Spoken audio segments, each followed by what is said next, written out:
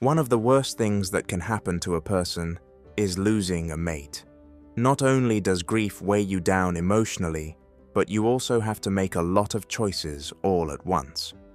At times like these, people often make decisions based on pain, loneliness, or even the opinions of others. But some of these choices can cause regrets that could have been avoided, money problems, or even mental setbacks that make it harder to heal. Grief is a personal journey, but there are some choices that should be carefully thought through before they are made. This video talks about 5 things you shouldn't do right after losing a spouse. A lot of people make these mistakes without meaning to, and then they feel bad about it later. Avoiding these mistakes can make a tough time even worse, and being aware of them ahead of time can protect your mental, financial, and physical health. Don't leave until the end. This information isn't just meant to help you avoid making mistakes. It's also meant to help you get through this part of your life with more understanding, respect, and the help you need. If you haven't already, please subscribe to the channel and turn on alerts before we start. That way, you won't miss any of our lessons, which give you advice and help you think about things to help you get through hard times with more confidence. Don't forget to leave a like if this video helps you. It makes us want to keep making useful material for you. It's time to begin. When it comes to money, the first thing you should do is make big decisions too fast. People who have lost a spouse often make the mistake of rushing through financial issues. It's easy to see why. All of a sudden you have to deal with bank accounts, insurance policies, investments, and maybe even the tough choice of whether to keep your home or sell it. When you're grieving, you might think that acting right away will make you feel better or give you a sense of control. But the truth is that grief can make it hard to make good decisions, and making decisions about money that can't be changed when you're feeling bad can cause you to regret them later. When your feelings are too strong, the choices that make sense at the moment might not be the best ones in the long run. Many widows and widowers feel rushed to sell their home, move, or make big investments without giving it much thought by friends, financial advisors, or even their own sense of needing to get things done. But the first few months after losing a partner should be used to heal emotionally, not to take risks with money. Stop and give yourself time to deal with your loss before making choices that will affect the rest of your life. Take the case of Margaret, a widow who is 74 years old. A lot of people told her she should sell her house right away after her husband died. It made sense. Less room to take care of, lower costs, and a new start. She quickly sold the house she had lived in for 40 years and moved into a smaller room in a different town. Once Margaret got over her shock of losing her husband, she realized she had made a hasty choice. She missed her friends, the comfort of her home, and the places she was used to being. After all these years, she wished she had waited longer before making such a big move. And making financial choices isn't just about real estate. Many people who have recently lost a spouse fall for scams who see their weakness as an opening. This can happen because of risky purchases, pushy sales pitches, or even friends giving you good advice that you don't fully understand. It's important to be careful. When someone wants you to sign something, withdraw a lot of money, or invest in something right away, stop and think about it. There is almost never a good time to make a cash choice. Giving away money or things without thinking about it is another common mistake. When people are sad, they often really want to help other people, like their kids, grandkids, charities, or close friends. Being kind is wonderful, but giving away large amounts of money or splitting up assets too soon can leave you open to future problems. What seems doable right now might not be possible in the years to come. Talking to a trusted professional about your long-term wants and making a smart plan is best before making any big financial decisions. The 1-year rule says that you should wait at least 12 months before making any financial choices that you can't change. This time, lets the initial shock of the news wear off and gives you time to think about what is best for your future.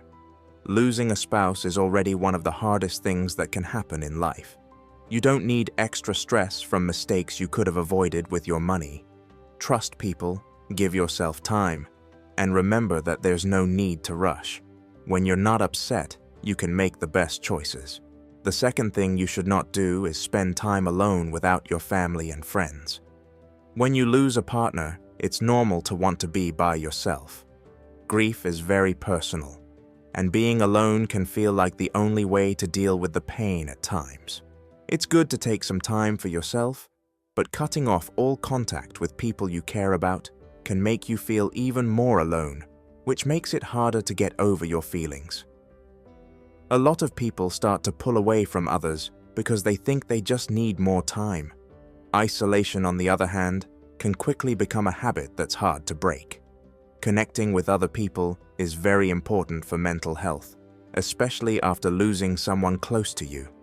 When people are cut off from other people for too long, they often feel sad, anxious, or even sick.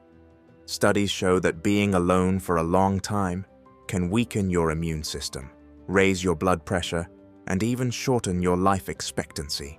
But staying connected in some way, even if it's just a little, can help ease the mental load and give much-needed support. Take Walter, a 78-year-old man, as an example.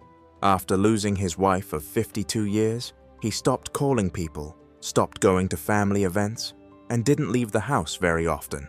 He felt like he couldn't talk because he was tired and lonely. He also thought that no one would understand how sad he was. But as the months went by, he didn't feel better. In fact, things got worse. His days became less clear, he had less energy, and even his hunger changed. Not until a neighbor told him he had to have coffee with them did something change. A simple conversation turned into a once-a-week habit, and then into a small pattern of getting together with friends. As he slowly got back in touch with people, he felt a little better emotionally. He knew he didn't have to deal with his pain by himself, but it didn't go away. You don't have to force yourself to go to big social events before you're ready. Instead, you should take small steps to stay in touch. Answering the phone, going for a short walk with a friend, or joining a support group are all easy things that can make a big difference. Even if you don't want to talk, being around other people and listening to their talks can help you remember that life goes on and that help is always available. Another mistake people often make is ignoring the people who really care about them. Losing a loved one can make you angry, tired, or like no one really gets what you're going through. Isolating yourself, on the other hand, makes it harder for people who really want to help you to reach you. Even if your friends and family don't know the right words to support you, just being with them can help. Even if you have to do it slowly, letting them help you can be comforting when words aren't enough. Other than that, getting help from people who have been through the same things can be very helpful. Meeting other people who have been through the same thing can help you feel understood and supported. This can happen in a grief support group, at a community event, or even on an online site. It can help to know that you are not alone when you talk to someone who really understands how you feel. It's not possible to just one way to deal with grief. It changes over time. However, being alone the whole way only makes the journey harder. Finding small ways to connect with other people at your own pace can give you power, support, and even joy when you least expect it. Don't forget that you don't have to handle this pain by yourself. Some people want to be there for you and care about you. They can also help you take small steps forward. Keep watching this video and let me know if you find this information useful by leaving a second comment below. Also, if you haven't already, please subscribe and turn on notifications so you don't miss any material. With your help, we can keep making videos that teach and inspire people. Let's move on. Third, many people who have lost a spouse don't take care of their own health and well-being. Grief over the death of a loved one can be so strong that a person stops worrying about their own needs. People start to miss meals and doctor's visits, and their daily routines start to fall apart. Some people even feel bad about taking care of themselves, as if putting their health first takes away from the love or sadness they have for the person who died. Disregarding your own health and happiness won't bring you closer to your loved one. Instead, it will make your grief even worse. Grief can have a bigger effect on your health than most people think. Losing a spouse can make you more likely to have heart problems, weaken your immune system, and even speed up the loss of your mental abilities. Grief can cause a lot of stress, which can make your blood pressure go up, make it hard to sleep, and change your hunger. Some people stop wanting to eat at all, while others eat comfort foods that are bad for them. In the long run, these habits can be very bad for your mental and physical health. You shouldn't expect to feel normal right away, but you should make small changes that will help your body stay strong during this tough time. Let us look at the case of James, an 81-year-old man.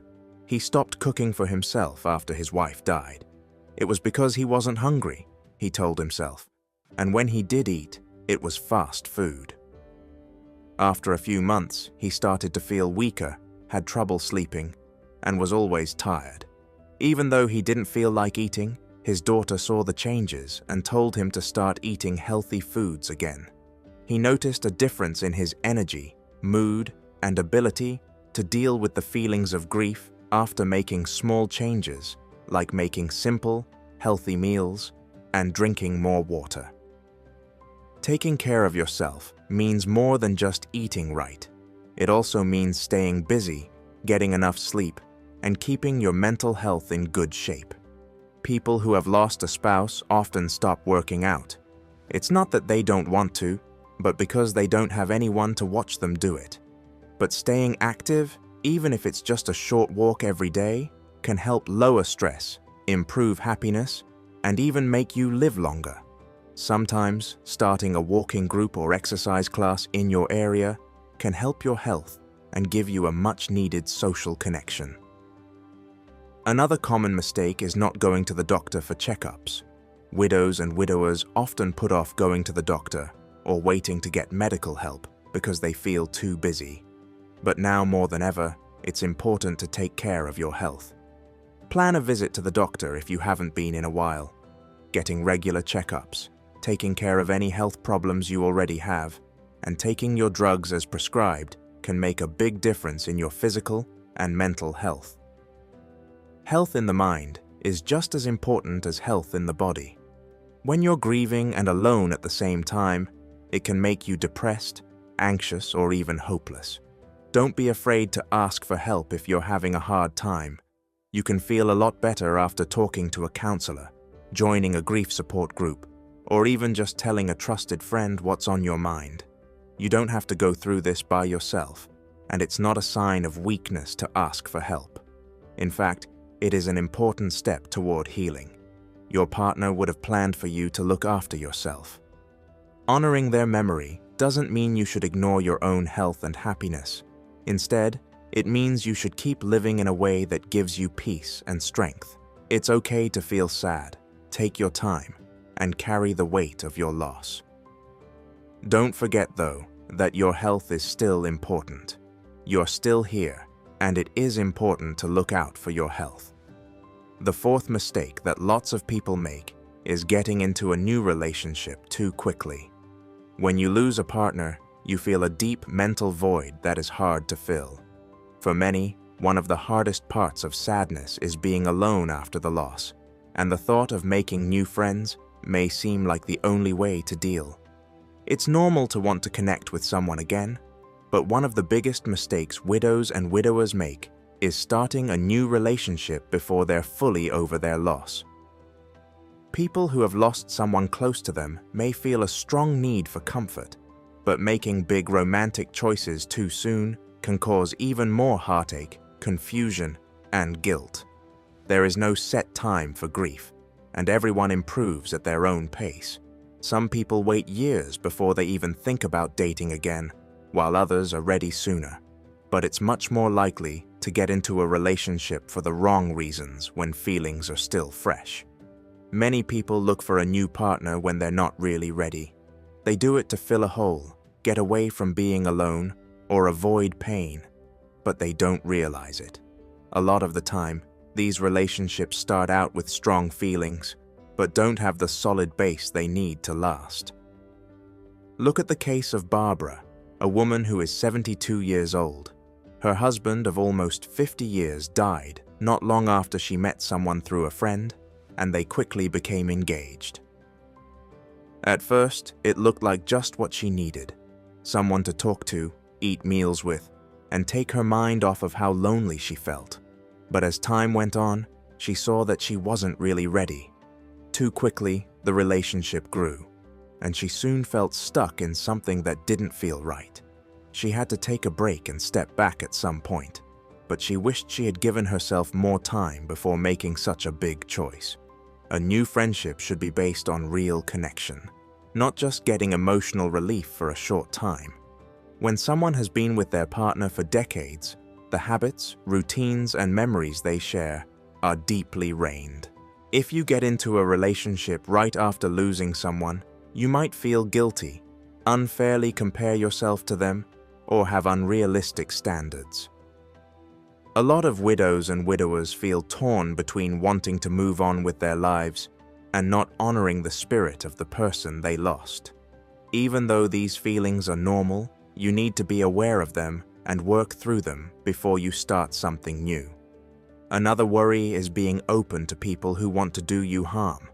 Unfortunately, there are people who take advantage of people who are grieving by giving emotional support in order to control them or steal their money.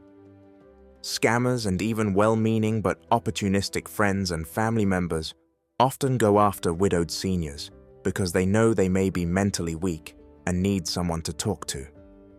This is the reason why you should follow your gut and take your time.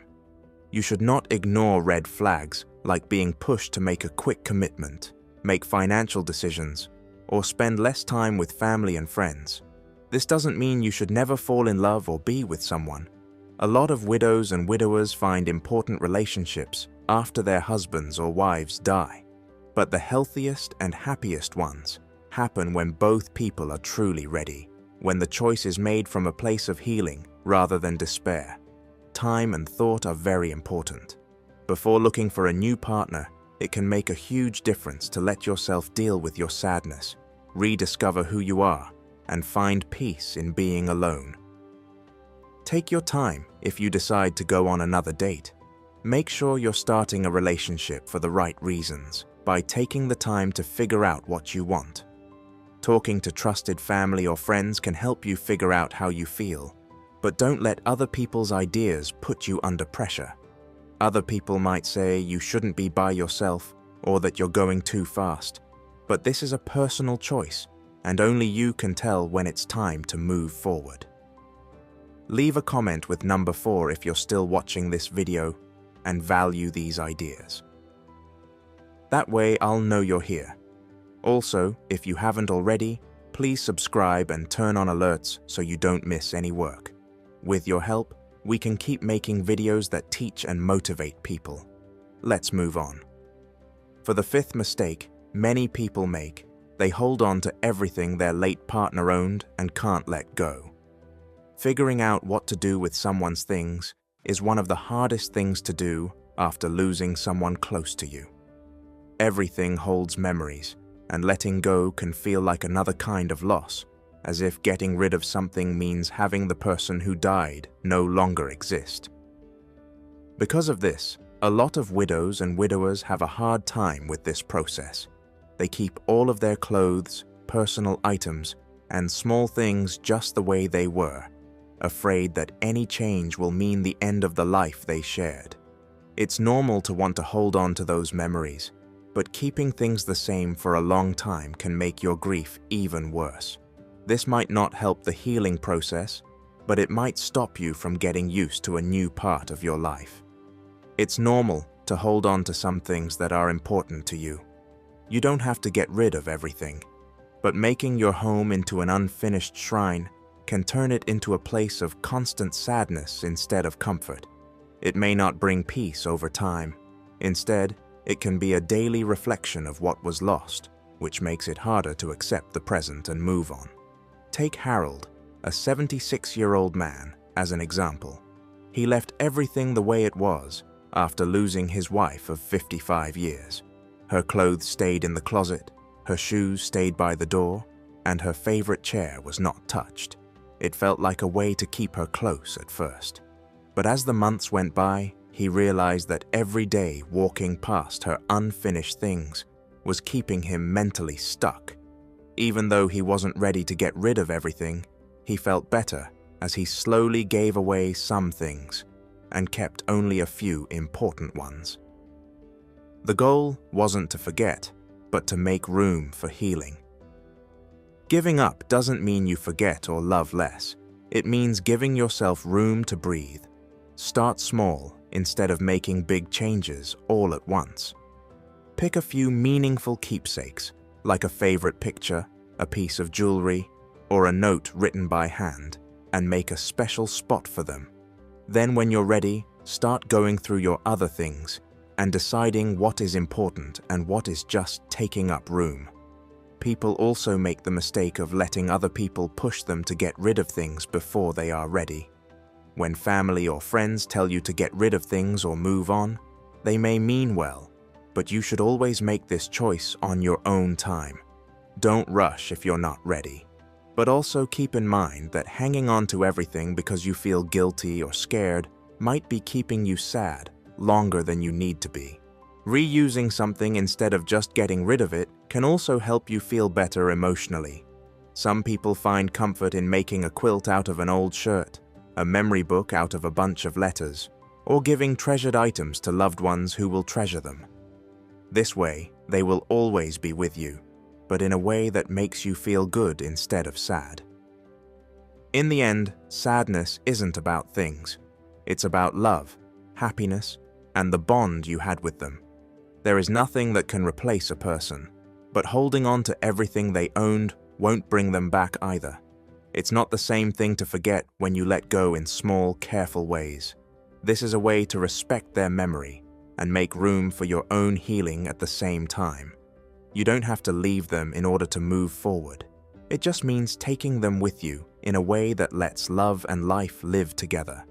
Losing a spouse is one of the most deep and painful things that can happen in life. Your pattern, the way you think, and even how you see the future are all changed by it.